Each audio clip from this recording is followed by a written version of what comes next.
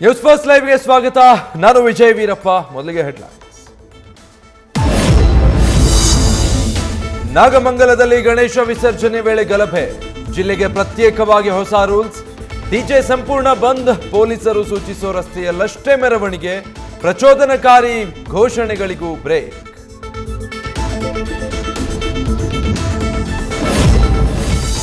ಗಲಭೆ ಸೃಷ್ಟಿಸಿದ್ಯಾರೋ? ಎಫ್ಐಆರ್ನಲ್ಲಿ ಆರೋಪ ಇನ್ಯಾರ ಮೇಲೋ? ಹಿಂದೂಗಳ ಪ್ರಚೋದನೆಯಿಂದ ಮತ್ತೊಂದು ಗುಂಪಿನಿಂದ ಗಲಾಟೆ. ಎಫ್ಐಆರ್ನಲ್ಲೂ ಕಾಂಗ್ರೆಸ್ ಪಾಲಿಟಿಕ್ಸ್ ಮಾಡ್ತಿದೆ ಅಂತ ಜನರ ಆರೋಪ.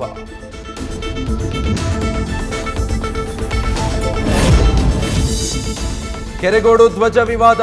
ನಾಗಮಂಗಲದಲ್ಲಿ ಕಲ್ಲು ತೂರಾಟ. ಮಂಡ್ಯದಲ್ಲಿ ಬಿಜೆಪಿ ಬೇರು ಬಿಡಲು ಪ್ರಬಲ ಅಸ್ತ್ರ. ಹಳೆ ಮೈಸೂರು ಭಾಗದಲ್ಲಿ ಸಂಘಟನೆ ಬಲಪಡಿಸಲು ಕೇಸರಿ ಪಡೆ ನಾಯಕರು ಪದೇ ಪದೇ ಭೇಟಿ.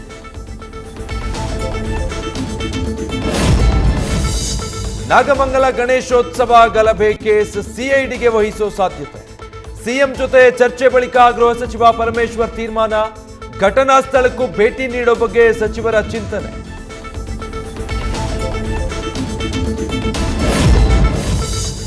ದರ್ಶನ್ ವಿಚಾರಕ್ಕೆ ಸಾಕಷ್ಟು ಮುಜುಗರ. ಈಗ ನಾಗಮಂಗಲ ವಿವಾದ.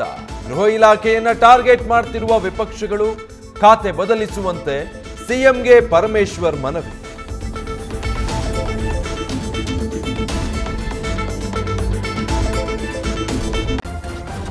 ನ್ಯೂಸ್ ಫಸ್ಟ್ ನಿರ್ಭೀತಿಯಿಂದ ನಿಮ್ಮ ಪರವಾಗಿ.